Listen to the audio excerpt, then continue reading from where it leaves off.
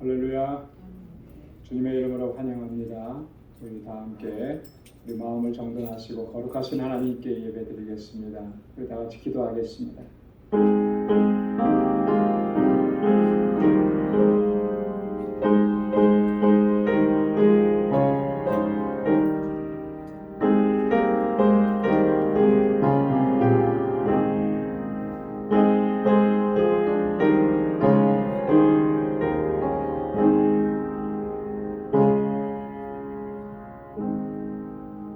너희 목마른 자들아 물로 나오라. 돈 없는 자도 오라. 너희는 와서 사 먹되 돈 없이 값 없이 와서 포도주와 젖을 사라. 너희가 어찌하여 양식 아닌 것을 위하여 은을 달아주며 배부르게 못할 것을 위하여 수고하느냐. 나를 청종하라. 그리하면 너희가 좋은 것을 먹을 것이며 너희 마음이 기름진 것으로 즐거움을 얻으리라. 너는 귀를 기울이고 내게 나와 들으라. 그리하면 너희 영혼이 살리라. 내가 너희에게 영원한 언약을 세우리니 곧 다윗에게 허락한 확실한 은혜니라. 아멘. 은혜가 풍성하시고 자비하신 여호와 하나님 아버지, 성의로 지난 3일도 은혜 가운데 저희들을 지켜주시고 이 저녁에 다시금 주님의 보좌 앞으로 불러주시며 거룩하신 하나님께 찬양과 경배와 예배를 드리게 하시니 감사합니다. 주의 보좌 앞으로 불러주신 은혜에 감사하고 또 하나님 우리의 허물과 죄악을 주님 앞에 고백하며 주의 보혈로 우리를 깨끗하게 씻어 주옵소서. 정결하게 하옵시고 정한 마음을 창조해 주시고 오직 여호와 하나님 주님만을 예배하는 이 시간 되도록 인도하여 주옵소서. 우리의 예배를 받아 주옵시고 사모하는 심령 가운데 하늘 양식으로 풍성하게 허락하여 주옵소서. 예수님의 이름으로 기원하옵나이다. 아멘. 전능하사 천지를 만드신 하나님 아버지를 내가 믿사오며 그 외아들 우리 주 예수 그리스도를 믿사오니 이는 성령으로 잉태하사 동정녀 마리아에게 나시고 본디오 빌라도에게 고난을 받으사 십자가에 못 박혀 죽으시고 장사한 지 사흘 만에 죽은 자 가운데서 다시 살아나시며 하늘에 오르사 전능하신 하나님 우편에 앉아 계시다가 저리로서 산 자와 죽은 자를 심판하러 오시리라. 성령을 믿사오며 거룩한 공회와 성도가 서로 교통하는 것과 죄를 사하여 주시는 것과 몸이 다시 사는 것과 영원히 사는 것을 믿사옵나이다. 아멘. 찬양으로 하나님께 영광 돌리겠습니다. 정결한 마음 주소서. 오직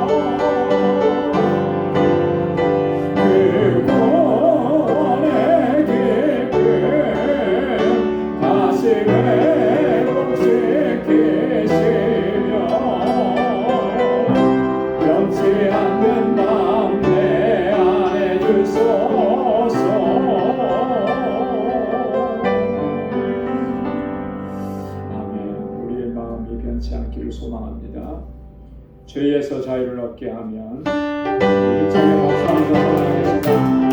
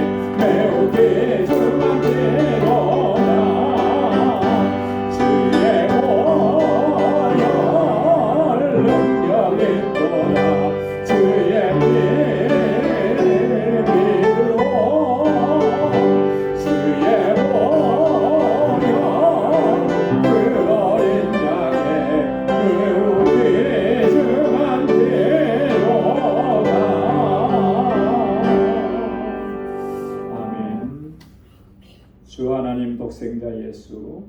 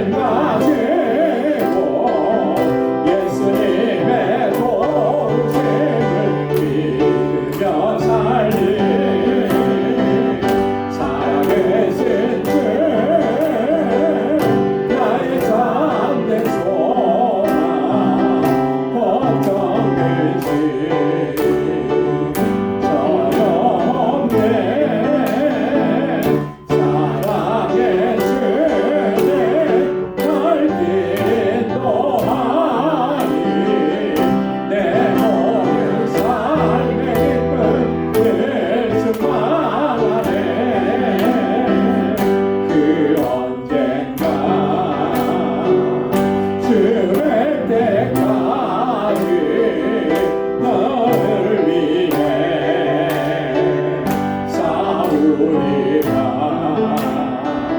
승리의 길 멀고 매도 주님께서 나의 앞길 비춰주시니 살아계신 주 나의 참된 소망 걱정 근심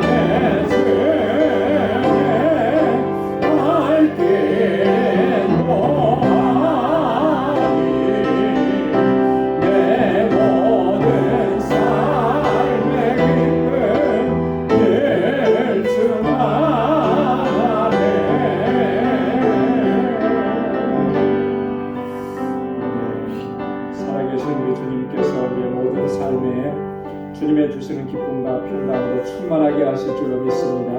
우리 이 시간 다 같이 통성으로 함께 기도하겠습니다. 교회를 위해서, 우리 교회에 주신 사명 감당을 위해서, 또 세워주신 주의 종들과 하나님의 신실한 청지기들을 위해서, 각 기관들을 위해서, 주일학교와 예수교과 EM을 위해서, 우리 교사들과 또 전사님을 위해서 함께 기도해 주시고, 이번 7월 1일부터 있는 단기 선교회에 하나님 큰 은혜 주시고 성령으로 충만하게 하옵소서. 우리 선교 팀원들 한 사람 한 사람 주의 능력의 장중에 붙들어 주옵소서.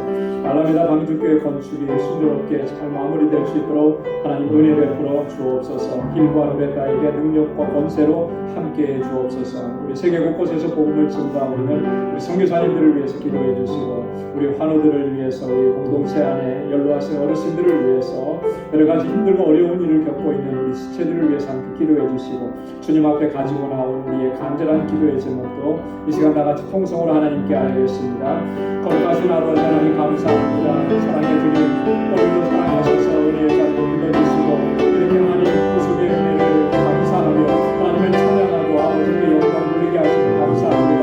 우리의 마음의 중심이 오직 하나님을 향하게 하시고, 우리 안에 있는 허물과 죄악을 주님 앞에 고백하오니 주여 보혈로 씻어주옵소서. 살아계신 하나님의 역사하심을 날마다 경험하고 체험하는 저희의 삶이 되게 도와주시고, 능력의 장중에 아버지 하나님 항상 붙들어 주옵소서. 우리 방주교회를 세워주시고 지난 25년 아버지 여기까지 선한 손길로 인도해 주심을 감사합니다. 믿음의 역사로 살아계시고 소망의 인내로 소문난 교회가 되게 하시며, 아버지 하나님 영원권의 선교를 잘 감당하게 하시고, 이 땅에 세워주신 하나님의 제자들이 감당하는 귀한 믿음의 공동체가 되게 하여 주옵소서. 이 일을 위해서 세워주신 주의 종들, 아버지 하나님 신실한 주의 백성들, 주의 청지기들을 붙잡아 주시고 믿음으로 역사하는 주의 종들이 되게 하옵소서. 그 수고와 헌신이 아버지 하나님 재단과 아버지 이곳에 속한 모든 건설을 나누게 섬기고 세워가게 인도하여 주옵소서. 그래야 세상 가운데 하나님 우리 공동체가 정말 구원의 방주가 되게 하시고 진리의 중대가 되게 하여 주시옵소서. 이곳에서 자라나는 우리 사랑하는 자녀선들, 어린 신령들, 학생들, 청년들 붙잡아 주시고 저들이 정말 하나님 잘 경외하고 믿음으로 살게 하옵소서. 우리 예수 그리스도의 이름을 붙잡아 주셔서 아버지 부흥하게 하시고 성장하게 하옵소서. 아버지 하나님 이를 위해서 수고하는 우리 모든 교사들과 전도사님 능력의 장중에 붙들어 주옵소서. 아버지 하나님, 아버지 7월 1일부터 있는 단기 선교 하나님 은혜 주셔서 하나님 저희들 잘 감당하게 하시고, 아버지 성령으로 충만하게 하나님 우리 온 교회를 붙잡아 주셔서 우리 방주교회가 영원히 사며 아버지 선교적 사명을 잘 감당하게 하시고, 이 단기 선교회에 하나님 큰 은혜 베풀어 주셔서 아름다운 성령의 열매가 충만하게 임하도록 역사하여 주시옵고, 우리 선교팀 한 사람 한 사람 능력의 장중에 붙들어 주시고, 우리 모든 선교팀원들이 한 마음과 한 뜻이 되게 하여 주시옵소서. 오 하나님 아버지 알라메다 방주교회 건축이 순조롭게 잘 아버지 하나님 마무리될 수 있도록 은혜 베풀어 주시고, 아버지 하나님 일과 아래다와 모든 사역자들에게 주님의 권능과 능력으로 함께하여 주시옵소서. 아버지 세계 곳곳에서 복음을 전하는 우리 선교사님들 강건하게 붙잡아 주시고 하나님 귀한 역사 이루어 주옵소서. 우리 사랑하는 지체들의 연약함을 아버지 아시고 주님의 손으로 만져주시고 치료하여 주옵소서. 육신의 질병을 치료하옵시고 아버지 하나님 널도와 주님의 어르신들 강건하게 붙잡아 주셔서 하늘의 소망을 두고 믿음으로 끝까지 잘 견딜할 수 있도록 도와주시고 마음의 모든 염려와 근심과 우리 인생의 짐을 다 주님께 내어 맡길 수 있고 아버지 하나님 주님 앞에 의탁하고 믿음으로 나아가는 우리 모든 권속들이 되게 하여 주시옵소서. 오늘 이 시간에도 하나님 주의 말씀을 위하여서 나와 간구하고 부르짖는 사랑하는 주의 종들의 기도마다 하나님의 선하신 응답을 허락하여 주옵소서. 아버지 하나님 이 시간도 주의 말씀으로 우리를 새롭게 하여 주시고 주의 말씀 앞에 온전하게 겸손하게 서는 저희들이 되게 하여 주시옵소서. 이 시간 함께 하실 줄로 믿습니다. 주님 감사합니다. 모든 영광 주님께 올려드립니다. 예수님의 이름으로 감사하며 기도드리옵나이다. 아멘. 할렐루야. 귀한 응답을 허락해 주실 줄로 믿습니다. 오늘 묵상할 하나님 말씀은 에베소서 제2장 1절에서 10절까지 말씀입니다. 신약성경 311페이지 에베소서 제2장 1절에서 10절까지 우리 한 절씩 교독하겠습니다. 너희의 허물과 죄로 죽었던 너희를 살리셨도다.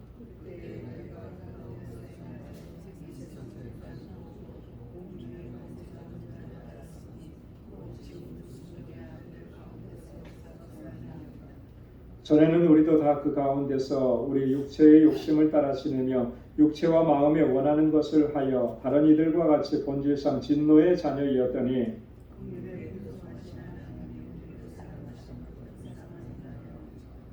허물로 죽은 우리를 그리스도와 함께 살리셨고 너희가 은혜로 구원을 얻은 것이라.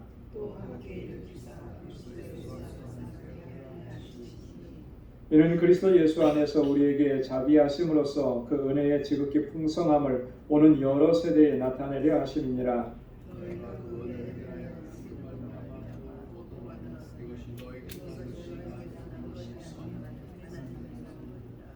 행위에서 난 것이 아니니 이는 누구든지 자랑치 못하게 함이니라.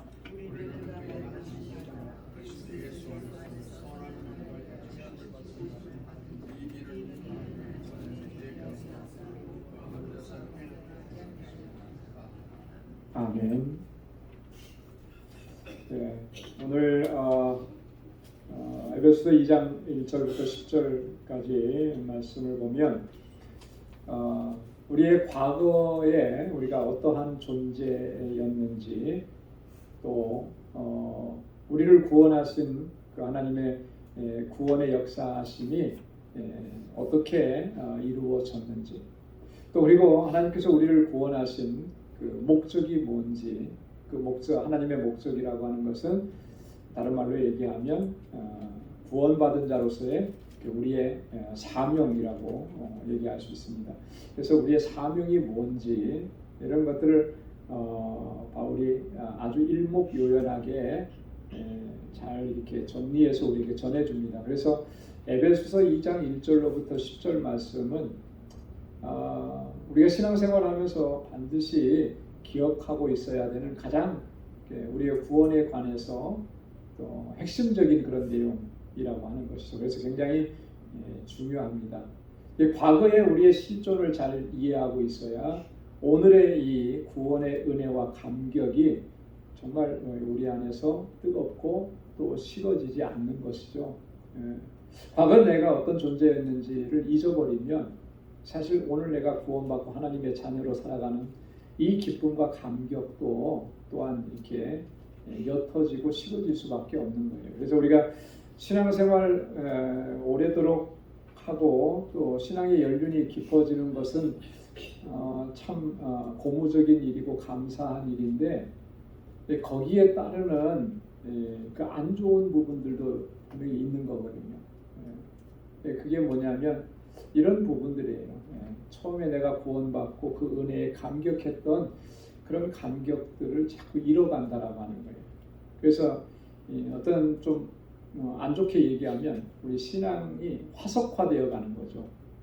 여러분이 화석화된다는 것은 이게 이 무생물처럼 딱딱하게 굳어간다라고 하는 거거든요. 감각이 없어져 버리는 거예요. 여러분 우리가 믿음 생활하고 신앙 생활하면서도 주님의 일을 하면서도 이 감각이 없어지고 기쁨이 없어지고 감격이 없어진다라고 하는 것은 이건 굉장히 불행한 일인 거예요. 그렇죠? 우리 신앙의 연륜이 한 해 한 해 더 쌓여가면 갈수록 그 감격이 더 커져야 되는 것이고 주님을 향한 그 사랑의 마음이 더 뜨거워져야 되는 것이고 이게 정상적인 신앙생활인 거죠. 그죠? 그래서 오늘 이 본문의 말씀은 이런 차원에서 굉장히 중요한 그런 내용을 담고 있습니다.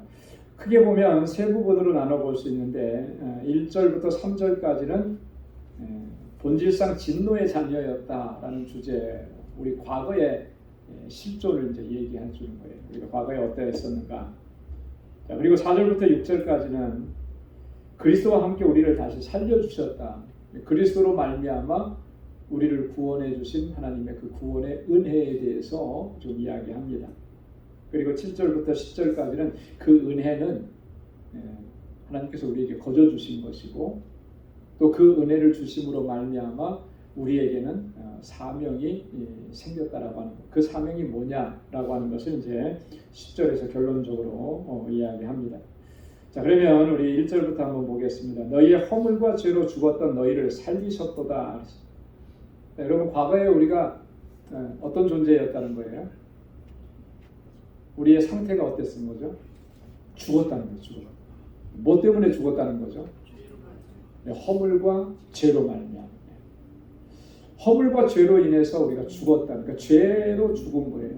여러분 여기서 죽었다라고 하는 표현은 뭐 어떤 죽음을 얘기하는 걸까요? 육체적인 죽음을 얘기하는 건가요? 아니죠. 육체적은 분명히 살아 있으니까 영적인 죽음을 얘기하는 거예요.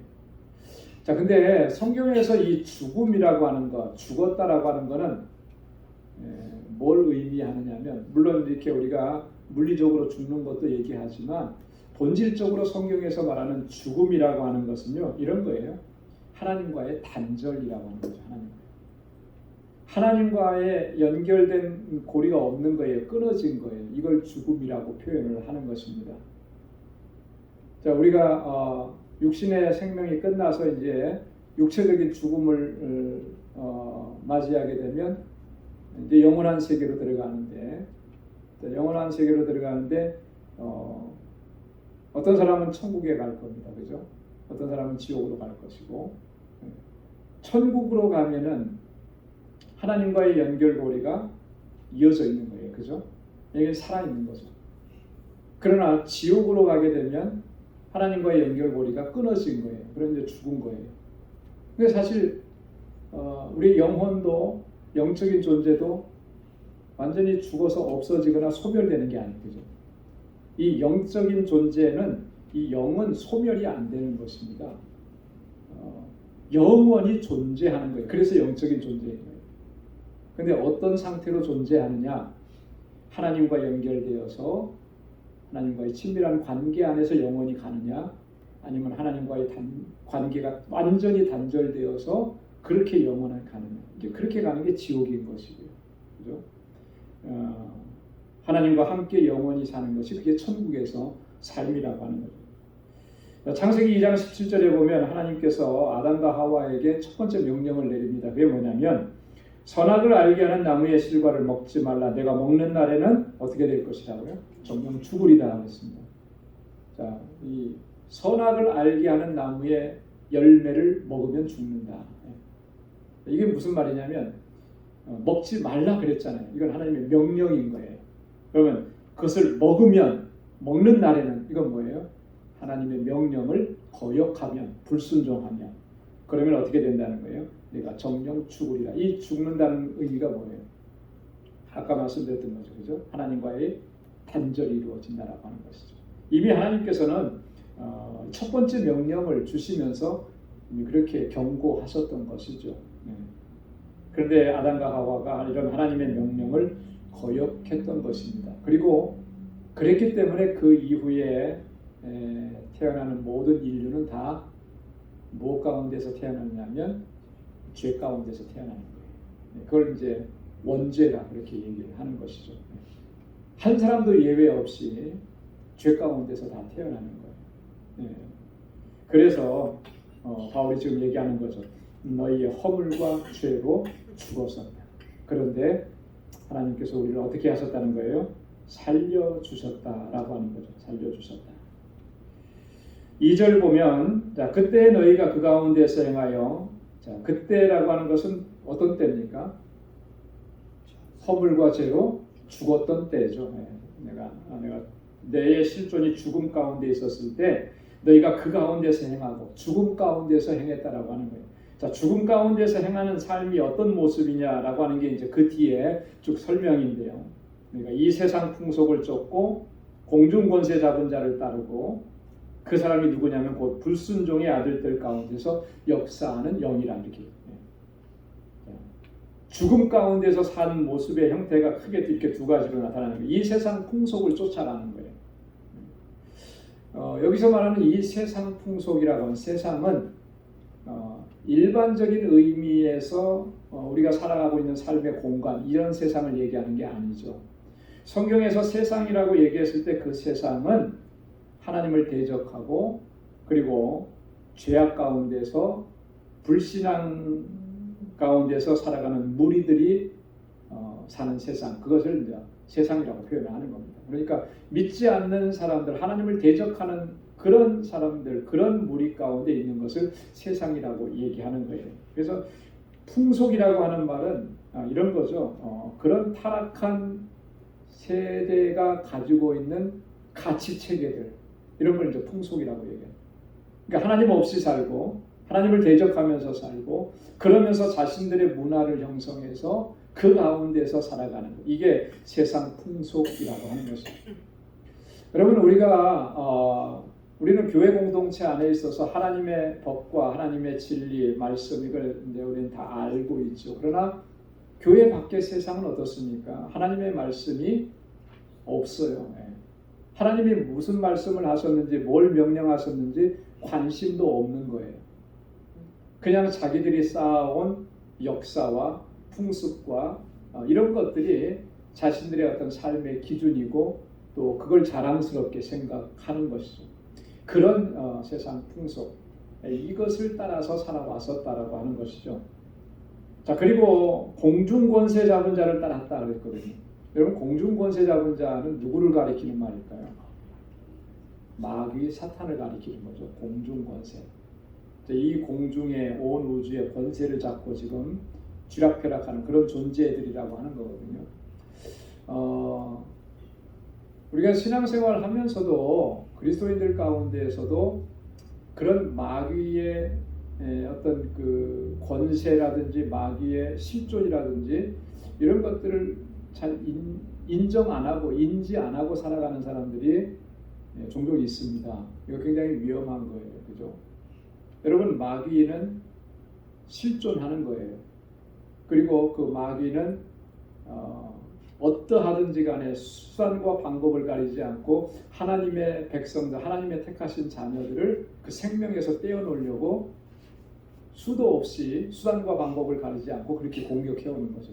마치 어떤 모습이냐면 욥을 괴롭히고 욥에게 고통을 가져다 줬던 것처럼, 아니 그 이상으로 그렇게 이 세상 가운데에서는 그렇게 역사하는 게 공중권세 잡은 자들의 역사라고 하는 거예요.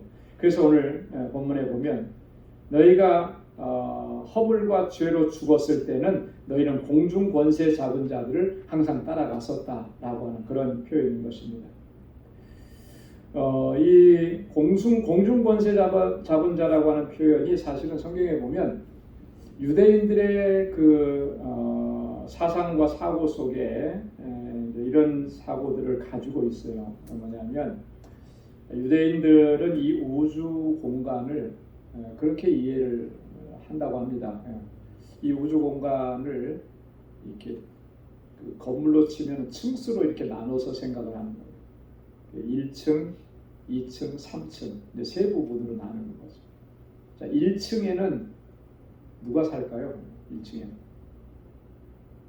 요즘에는 건물 지으면 뭐 1층이 제일 좋다 뭐 이런 사람도 있고 그런데 1층에는 우리 피조물 사람이 사는 곳을 1층이라고 생각하는 거예요. 그렇죠? 네. 그러면 2층에는 누가 살까요? 2층에 바로 이 공중 권세 잡은 자들이 존재한다라고 생각합니다. 그럼 3층은 누가 사는 거예요? 3층에는 이제 거기가 하늘이고 하나님이 거하시는 곳이다. 그래서 하나님이 거하시는 곳과 인간이 사는 곳 그 사이에서 이 마귀들이 권세를 부린다라고 하는 거죠. 이 생각을 가지고 있는 거예요. 이게 바울이 지금 얘기하는 것과 뭐 다르지 않아요. 그래서 우리는 우리가 영적인 존재, 인간은 영적인 존재이면서 육체를 가지고 있는 한계를 지닌 인간이기 때문에 온전히 영적인 존재인 이 마귀의 권세에 우리가 시험을 당하고 고난과 환난을 당하고 이런 일들이 빈번하게 일어나는 거예요. 그러나 하나님의 백성들은 하나님께서 그를 지키시고 붙잡아 주셔서 그 영적 싸움에서 승리하게 하시는 줄로 믿습니다. 사도 바울이 이 에베소서를 정리하면서 마지막 부분에 뭘 얘기하느냐면 이 영적 싸움의 영적 전쟁에서 우리는 승리해야 하는데 그 승리의 비결이 뭐라고 했습니까? 하나님의 전신갑주를 입어야 된다 말씀을 했잖아요. 자, 그런데 보면 그 말씀 앞에 보면 우리의 싸움이라는 것이 어떤 싸움인지 이 싸움의 성격을 아주 분명하게 얘기를 해줬습니다. 그래서 에베소서 6장 12절에 보면 우리의 씨름은 혈과 육에 대한 것이 아니요. 이 혈과 육에 대한 것이라고 하는 말은 우리가 이 땅에서 사람들과 부딪혀 살면서 다툼이 있고 갈등이 있고 뭐 이런 싸움이 아니라는 거죠. 자, 우리의 싸움은 어떤 싸움이라고 했습니까? 정사와 권세와 이 어두움의 세상 주관자들과 하늘에 있는 악의 영들에게 대함이라. 이게 결국 이게 뭐예요? 영적 싸움이라는 거죠. 공중 권세 잡은 자들과의 싸움이에요. 그러니까 이 싸움은 이거는 필연적인 겁니다. 피해갈 수가 없는 거예요. 피해갈 수가 없는 거예요. 우리가 주님 앞에 더 신실하게 믿음으로 살려고 하면 할수록 이 싸움은 더 맹렬해지는 것입니다. 그래서 우리가 이 땅에 사는 날 동안에 좀 편안하게 아무 문제 없이 아무 걱정 없이 그렇게 좀 살았으면 좋겠다. 우리 다 그렇게 소망을 하는데요. 그런 삶은 오지를 않는 거예요. 그런 삶은 언제 오겠습니까? 우리가 천국에 이르렀을 때 아마 올 겁니다. 천국에 이르기 전까지는 우리는 항상 그 싸움 한가운데 있는 거예요. 맹렬한 싸움 한가운데. 왜? 이 공중 권세 잡은 자들이 끊임없이 우리를 그렇게 핍박하고 환난하고 시험하고 그렇게 하기 때문에. 그래서 여러분 우리가 그런 일들이 많이 우리의 삶 속에 내가 경험되어진다고 하면 오히려 그건 감사할 일인 거예요. 그죠? 왜냐하면 내가 하나님 앞에 더 진실하고 더 바르게 서려고 몸부림치고 있다라고 하는 증거이기 때문에. 누구나 그렇잖아요. 어떤 싸움에 나가면 싸움거리도 안 되는 사람은 쳐다보지도 않는 거예요. 그죠? 그냥 지나쳐도 그냥 내 편 다 되는 거예요. 근데 이 싸움에서 안 지려고 발버둥 치는 사람은 그건 치열하게 싸워야 그 승리해야 내 것이 되는 거잖아요. 영적인 원리도 마찬가지인 거죠. 우리가 영적으로 치열하게 정말 하나님의 사람으로 살려고 발버둥 치면 그러면 그럴수록 사단은 더 공격을 하는 거죠. 그러나 걱정할 것이 없고 염려할 것이 없는 것은 하나님은 우리를 도우시고 마침내 승리하게 하시는 거예요. 그래서 환난과 고난이 있고 내가 믿음 생활 잘하려고 하는데 그런 어려움이 더 온다. 이건 걱정할 이유가 아니라 하나님께서 나를 더 견고하게 세워가시는 그런 과정인 것을 우리가 기억해야 할 줄로 믿습니다. 자, 그 다음에 3절에 보면 우리가 본질상 진노의 자녀였었다 이제 이렇게 얘기합니다. 아주 분명하게. 전에는 우리도 다 그 가운데에서 우리의 육체의 욕심을 따라 지내며 육체와 마음에 원하는 것을 하여 다른 이들과 같이 본질상 진노의 자녀이었더니 여기서 말하는 우리도라고 하는 우리라고 하는 표현은 1차적으로는 바울과 이 편지를 쓰는 사람들일 겁니다. 그리스도 안에 있는 사람들. 2차적으로는 오늘 이 시대를 살아가는 모든 그리스도인들 다 포함하는 거죠. 자, 우리도 그 전에는 어땠다는 거예요? 육체의 욕심을 따라 지냈고 육체와 마음에 원하는 것을 했다. 육적인 것을 쫓아간다. 요한일서 2장 16절에 보면은 이 죄악된 것을 죄를 이렇게 아주 명확하게 설명을 했는데 그건 뭐라 그랬냐면 육신의 정욕과 안목의 정욕과 이생의 자랑이라고 했어요. 그죠? 네. 육신의 정욕이라는 게 뭐죠? 정욕. 육적인 것을 요구하고 육적인 것을 탐하고 인간의 그런 어떤 내 욕망과 야망을 쫓아가는 것. 정욕이라고 하는 말은 그런 거예요. 자기 욕망대로, 자기 생각대로 살아가는 것. 그죠? 이제 그런 걸 얘기하는 거죠. 우리가 다 그렇게 죄악 가운데서 살아온 거예요. 눈에 보이는 대로 이 세상의 자랑거리를 쫓아서 그렇게 살아온 삶이 그게 이 죄악 가운데서 거하는 삶이었는데 우리가 전에는 다 그랬다라고 하는 거죠. 그래서 우리가 본질상 진노의 자녀였다라고. 이 본질상이라고 하는 말은 그런 거예요. 이 태어날 때부터 우리는 죄인으로 태어났다. 이런 의미인 것입니다. 그래서 하나님의 진노 아래 놓일 수밖에 없는 그런 존재였다라고 하는 것을 얘기하는 것입니다. 로마서 5장 12절에 보면 우리가 그런 존재인 것을 바울은 분명하게 얘기하는데요. 이러므로 한 사람으로 말미암아 죄가 세상에 들어오고 죄로 말미암아 사망이 왔나니 이와 같이 모든 사람이 죄를 지었으므로 사망이 모든 사람에게 이르렀느니라.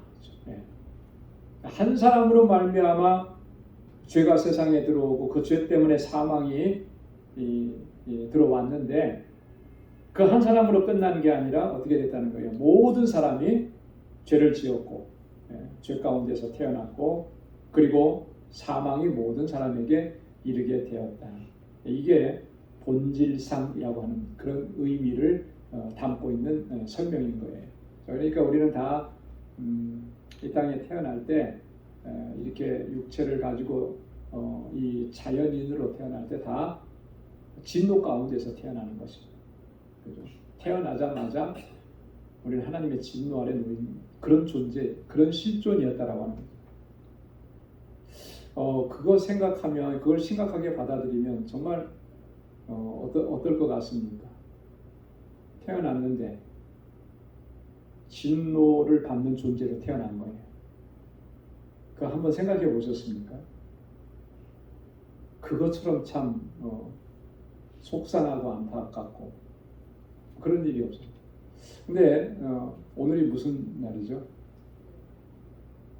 오늘 준틴스라고 해요. 준틴스, 그러니까 노예 해방 기념일이잖아요. 그래서 잠깐 저도 좀 살펴봤는데 그 노예 해방이 선언되고도 이게 실행이 안 됐다 그러더라고요. 그래서 한 2년 이상이나 실행이 안 되고 뭐 그때 당시는 지금처럼 이렇게 뭐 인터넷이나 이런 게 없었으니까 그게 선언이 됐어도 전달이 안 된 거죠. 그런 상태로 세월이 흘러가다가 오늘 이 날짜를 기점으로 해서 이런 이 해방되었고 자유를 얻었다라고 하는 것을 이제 알리게끔 그렇게 된 거예요. 그래서 이날을 공휴일로 오늘이 연방 공휴일이죠, 그죠?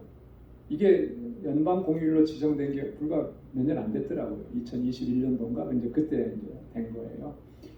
자, 그때 한번 노예의 신분이라는 걸 한번 생각을 해보면, 그죠? 부모님이 노예였기 때문에 거기서 태어나는 자녀도 노예가 되는 거예요. 내가 노예가 되고 싶어서 된 것도 아니고 태어나 봤더니 노예인 거예요. 그걸 생각하면 참 우리가 태어나 봤더니 죄인인 거예요. 근데 그 죄인이 진노를 받을 수밖에 없어요. 조금은 우리가 이해가 되잖아요, 그죠? 우리가 그런 존재였다라고 하는 것이죠. 자, 그러니까 이런 상태에 있던 우리를 구원해 주시고 하나님의 자녀로 삼아 주시고 하나님의 거룩한 백성으로 삼아 주신 게 이게 얼마나 정말 감격스럽고 정말 너무나 감사한 일 아니겠느냐라고. 그죠? 이런 우리의 실존을 우리가 분명하게 기억하고 있으면 나를 구원해 주신 이 구원의 은혜가 감격스럽지 않을 수가 없는 거예요. 그리고 늘 그것을 생각하면, 우리의 과거의 실존을 생각하면, 그러면 오늘의 이 구원의 은혜의 감격 속에서 우리가 매일매일을 살아갈 수가 있는 거죠. 그래서 과거를 잊어버리면 안 돼요. 그죠? 과거의 어떤 나의 실존과 역사를 잊어버려서는 안 되는 것이죠. 특별히 우리 구원의 은혜를 되새기는 이런 일에 있어서는 나의 이 실존을 늘 기억해야 하는 것입니다. 자, 그런데 자 보십시오. 이런 우리를 하나님께서 구원해 주셨다 그랬잖아요. 4절부터 6절까지는 그리스도와 함께 우리를 살려주셨다 그랬습니다. 4절에 보면 긍휼에 풍성하신 하나님이 우리를 사랑하신 그 큰 사랑을 인하여. 자, 하나님은 뭐가 풍성하시다 그랬습니까? 긍휼이 풍성하신 하나님이시다. 긍휼이라고 하는 말은 뭐 다른 말로 은혜다, 자비다, 그죠? 동정심이다 이렇게 표현을 할 수 있어요. 동정심도 그냥 불쌍히 여기는 그런 정도가 아니라 정말 그를 불쌍히 여겨서 그의 필요한 것들을 다 제공해주고 채워주고 남음이 있는 이런 것들을 이제 동정이라는데, 그게 풍성하시다라고 해요. 풍성이라고 하는 말은 차고 넘친다라고 하는 말이잖아요, 그죠? 모자람이 없다라고 하는 거예요. 하나님은 그런 긍휼하심으로 우리를 사랑해 주셨다. 그 큰 사랑이라 이렇게 표현을 했습니다. 큰 사랑. 여기서 사랑이라고 하는 말은 헬라어로 어떤 단어가 쓰였을까요? 하나님의 사랑을 얘기할 때는 항상 아가페라고 합니다. 아가페는 하나님의 사랑을 얘기할 때만 쓰는 거예요. 신적인 사랑을 얘기할 때. 그 당시에 그 헬라 사람들은 사랑을 여러 가지로 표현을 했잖아요. 뭐 스톨게라고도 하고, 필레오라고 하기도 하고, 에로스라고 하기도 하고. 그러나 하나님의 사랑에 대해서 얘기할 때는 항상 아가페라는 말을 썼습니다. 이것은 다른 어떤 세상에서 사랑이라고 불려지는 것과는 비교할 수도 없는, 오직 하나님이 우리 가운데서 행하시는 그 사랑을 가리키는 그런 말이죠. 자, 근데 그 사랑이 어떤 사랑이었다라고 했습니까? 요한복음 3장 16절에 보면 하나님이 세상을 이처럼 사랑하사 독생자를 주셨으니, 독생자를 내어주신 사랑이라고 하는 거죠. 누구를 위해서요? 나를 위해서. 근데 내가 어떤 존재였다는 거예요? 허물과 죄로 죽었던 존재라는, 그죠? 진노의 자녀였다 그랬잖아요. 나를 구원하시기 위해서 하나님께서 베풀어 주신 사랑은 독생자를 희생시키시는 그런 사랑이었다는 거죠. 요한일서 4장 9절에도 보면 하나님의 사랑이 우리에게 이렇게 나타난 바 되었으니 하나님이 자기의 독생자를 세상에 보내심은 그로 말미암아 우리를 살리려 하심이라. 독생자를 세상에 보내주신 사랑. 이 사랑은 이 세상 어느 곳에서도 찾아볼 수가 없는 거예요. 과연 우리가 그런 사랑을 받을 만한 그런 존재인가? 그죠?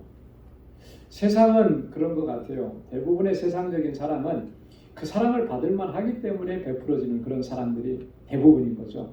물론 부모가 자녀를 사랑할 때는 그 차원을 넘어서지만, 근데 뭐 예전에는 그런 말을 썼습니다. 뭐 10손가락 깨물어서 안 아픈 손가락 없다. 그런데 실제로 보면은 그렇지 않아요. 부모님의 사랑도 사랑이 많이 가는 자식이 있고 덜 가는 자식이 있고, 그렇지 않아요? 똑같이 갑니까? 자녀가 하나뿐인 분은 하나 다 가겠죠. 그러나 자녀가 셋이 있으면 똑같이 안 가거든요, 사실. 왜? 부모님도 사람인데, 인간인데 더 사랑이 많이 가는 자녀가 있고 또 좀 그렇지 못한 자녀도 있고 그런 거예요. 이제 그런데 이런데 하나님의 사랑은 그렇지가 않은 거죠. 하나님께서 택하신 자녀들은 그 독생자를 내어주시면서까지 우리를 사랑하신 완전한 사랑이었고, 세상에서는 어디에서도 찾아볼 수 없는 그런 사랑으로 우리를 살려주신 것입니다. 자, 그래서 5절에 보면 허물로 죽은 우리를 그리스도와 함께 살리셨고 너희가 은혜로 구원을 얻은 것이라. 허물로 죽었다. 1절에서 보면 우리 허물과 죄로 죽었던 우리야 이렇게 표현을 했잖아요. 그리스도와 함께 살려주셨다. 이게 무슨 말입니까?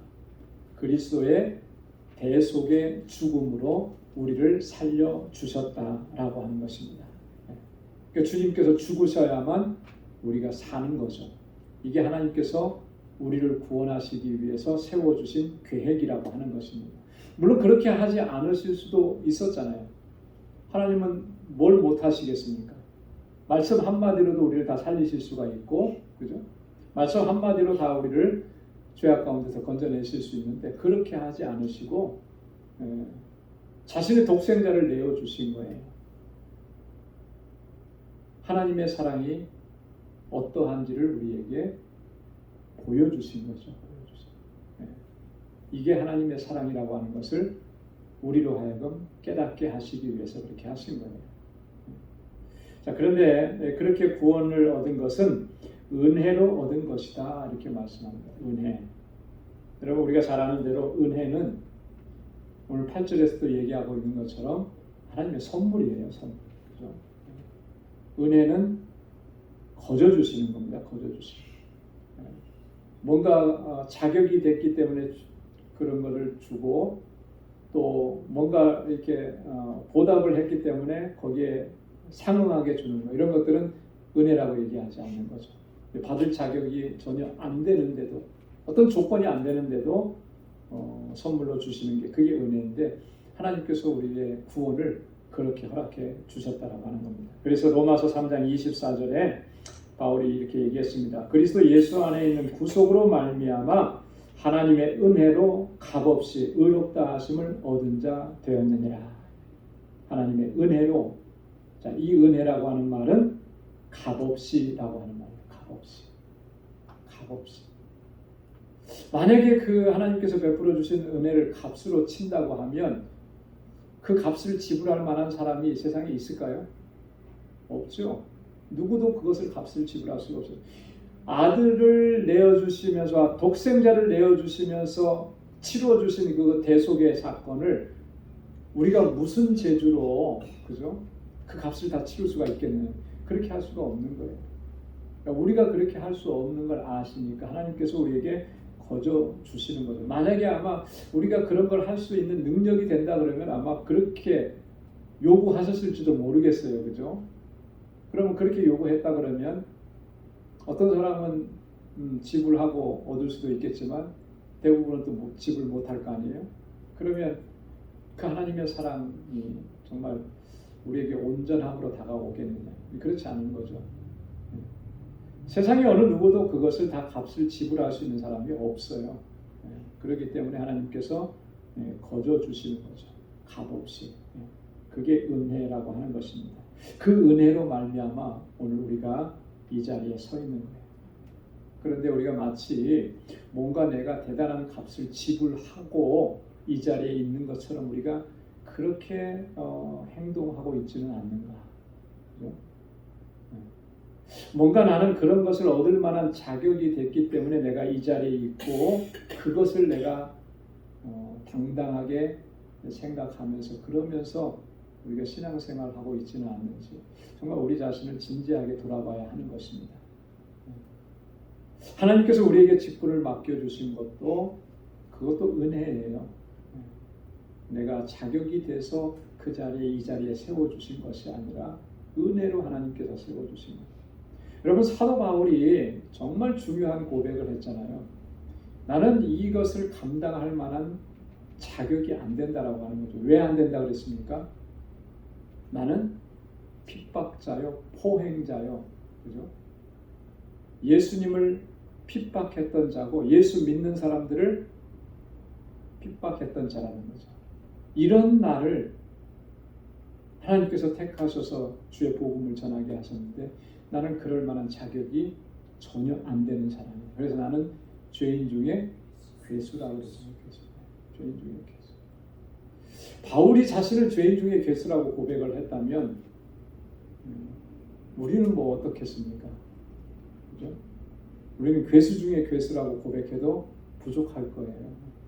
그런데 뭐 우리가 뭐 얼마나 대단하다고 마치 내가 자격이 돼서 이런 일을 하고 이런 자리에서 이런 걸 할 수 있는 것처럼 그렇게 우리가 생각한다면 이게 이거는 하나님의 은혜를 저버리는 행동인 거죠.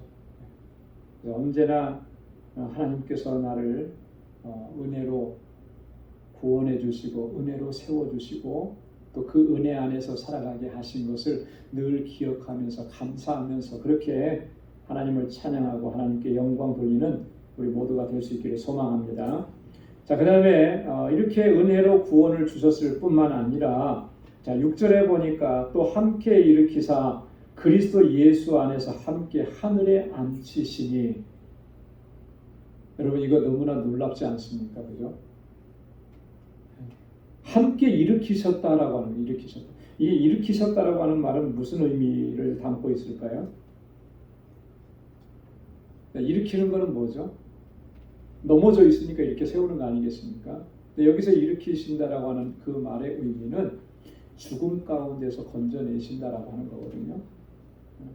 하나님께서 예수 그리스도를 죽음 가운데서 다시 일으켜 세우신 것, 이건 뭐예요? 부활이라고 그러죠. 부활. 하나님께서 예수 그리스도를 부활시키시고 다시 살리신 것처럼 오늘 우리에게도 그 부활의 은혜 안에 거하게 하신다라고 하는 거예요. 자, 그리고 또 이어서 그리스도 예수 안에서 함께 하늘에 앉히시니, 예수님께서는 부활하셔서 40일 동안 이 땅에 계셨고 그 40일이 지나고 나서 어떻게 되셨습니까? 승천하셨죠. 그죠? 그 승천하셔서 어디에 앉으신 거예요? 하나님 보좌 우편에 앉으신 거예요. 영광을 얻으신 거죠. 자, 그리고 하나님께서는 그 예수 그리스도를 통해서 마지막 때에 세상을 심판하시기 위해서 주님을 심판자로 보내신다고 했잖아요. 자, 지금은 예수님께서 그 하늘 보좌, 하나님 보좌 우편에 앉아 계시는데, 자 보십시오. 그리스도 예수 안에서 함께, 이 함께는 누구와 함께예요? 예수님과 함께, 예수님과 함께 하늘에 앉히시니, 누구를 그렇게 하신다는 거예요? 우리를 그렇게 하신다는 거예요. 할렐루야. 너무나 감격스럽잖아요. 네. 우리를 그렇게 하신다라고 하는 거예요. 골로새서 2장 12절에 보면 너희가 세례로 그리스도와 함께 장사한 바 되고, 우리가 그리스도와 함께 죽었습니다. 그죠? 우리가 세례를 받았다라고 하는 것은 첫 번째 의미는 그리스도와 함께 죽었다라고 하는 의미예요. 세례는 이 육적인 것을, 죽는 것을 의미합니다. 그래서 물속에 잠기는 거죠. 그 침례라고 해요. 그죠? 우리 장로교에서는 세례 이렇게 표현을 하는데 그냥 형식만 사실 갖추어진 거예요. 성수를 찍어서 이마에 머리에 이렇게 얹는 것은 이 죽음을 의미하는 거예요. 이렇게 물에 확 잠기는 걸 얘기하는 거죠. 그런데 이제 침례를 행하는 교회에서는 실제로 잠깁니다. 그죠? 완전히 머리 속에까지 다 잠그는 거예요. 선교지에 가셔서 선교하셨던 분들 보면 이제 우리 니카라과 같은 경우 그러죠. 이렇게 선교대 이제 다 끝나고 이제 주일날 예수 믿기로 이제 결단한 사람들, 세례 교육 받은 사람들 이제 호수로 가서 거기서 세례식을 이제 합니다. 그러면 완전히 잠그는 거예요. 죽는 거예요. 그리스도 안에서 세상 것들은 다 죽는 거죠. 그렇게 해놓고 그냥 가만히 놔두지 않습니다. 그러면 진짜 죽어요. 그러니까 다시 이제 나와요. 다시 사는 거예요. 다시 사는 거예요. 새 생명을 얻은 거. 세례의 의미는 그런 겁니다. 자, 그래서 여기서 바울이 골로새서에 그렇게 얘기한 거예요. 세례로 그리스도와 함께 장사되고 또 죽은 자들 가운데서 일으키신 하나님의 역사를 믿음으로 말미암아 그 안에서 함께 일으키심을 받았느니라. 죽은 자들 가운데서 일으키신 하나님의 역사, 누구를 일으키신 거예요? 예수 그리스도를 일으키신, 다시 부활시키신 그 하나님의 역사를 믿음으로 말미암아, 그 믿음으로 우리가 어떻게 되는 겁니까? 그 안에서 함께 일으키심을 받느니라. 그래서 주님의 부활하심이 곧 나의 부활이 되는 거예요. 그죠? 주님의 죽으심이 나의 죽음이 되었고, 주님이 다시 사시고 부활하심이 곧 나의 부활이 되는 것이죠. 이게 하나님께서 우리에게 베풀어 주신 놀라운 은혜인 것입니다. 거저 주신 선물인 거예요. 이 안에서 우리가 살아가는 거죠. 주님께서 우리를 부르시는 그날까지 정말 내 안에서 이런 역사를 이루어 주신 그 하나님의 은혜를 우리가 늘 기억하면서 감사하면서 그 은혜에 합당한 삶을 살아갈 수 있는 우리 모두가 될 수 있기를 주님의 이름으로 축원합니다. 7절부터 마지막 절까지는 우리 다음 주에 또 이어서 같이 말씀을 나누도록 하겠습니다. 기도하겠습니다.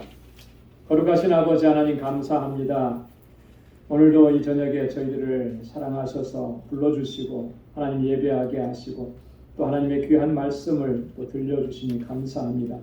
허물과 죄로 죽었던 저희들을 하나님 불쌍히 여기시고 긍휼에 풍성하신 하나님께서 하나님 우리를 구원하셔서 거룩한 하나님의 백성이 되게 하신 이 은혜 감사합니다. 나를 사랑하시고 나를 자녀 삼으시기 위해서 하나님께서는 독생자를 아낌없이 내어주셨습니다. 그 큰 사랑으로 인해서 우리가 이렇게 새 생명을 얻었고 하나님의 자녀가 되었고 영원하신 그 영광의 나라를 바라보면서 살게 하심을 감사합니다. 늘 구원의 기쁨과 감격 속에서 하나님을 찬양하고 예배하게 하시고 이 감격이 식어지지 않도록 인도하여 주옵소서. 이 땅에 사는 동안에 정말 하나님의 거룩한 백성답게 살게 하시고 우리를 향하신 그 하나님의 뜻을 온전히 감당할 수 있는 우리 모두가 되게 하여 주옵소서. 우리 방주 권석들 한 사람 한 사람을 주님의 능력의 장중에 붙들어 주시고 아버지 하나님 이 땅에 사는 동안 복의 근원된 삶을 살아가게 하시고 하나님의 영광을 높이 드러내는 귀한 믿음의 여정을 달려가는 우리 모두가 되게 하여 주옵소서. 이제는 우리 주 예수 그리스도의 무한하신 은혜와 하나님 아버지의 크고 놀라우신 사랑과 성령의 위로 교통 충만하심의 역사가 구원의 기쁨과 감격 속에서 하나님을 찬양하고 주의 뜻대로 행하기로 결단하는 우리 방주의 모든 믿음의 권속들과 또 저들의 가정과 직장, 생업의 터전 위에 이제로부터 영원까지 함께 하시기를 간절히 축원하옵나이다. 아멘.